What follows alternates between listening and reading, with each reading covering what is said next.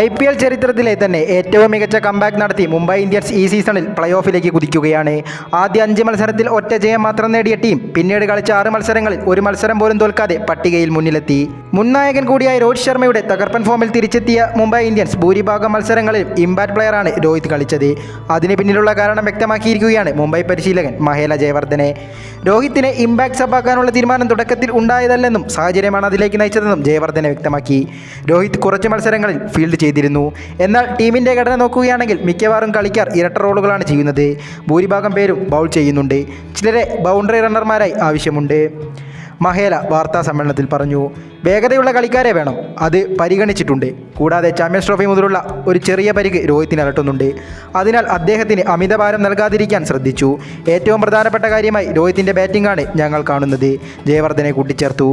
അദ്ദേഹം കളിക്കളത്തിലാണെങ്കിലും അല്ലെങ്കിലും മികച്ച സംഭാവന നൽകിയിട്ടുണ്ട്. അദ്ദേഹം എപ്പോഴും ഡഗ്ഔട്ടിൽ സജീവമാണ്. ടൈം ഔട്ടുകളുടെ സമയത്ത് ഗ്രൗണ്ടിലിറങ്ങി സംസാരിക്കാറുണ്ട്. ധാരാളം ആശയവിനിമയങ്ങളും നടത്തുന്നു. അതിനാൽ അദ്ദേഹം വളരെ സജീവമായി ഇടപെടുന്നുണ്ട്, മഹേല ജയവർദ്ധനെ കൂട്ടിച്ചേർത്തു.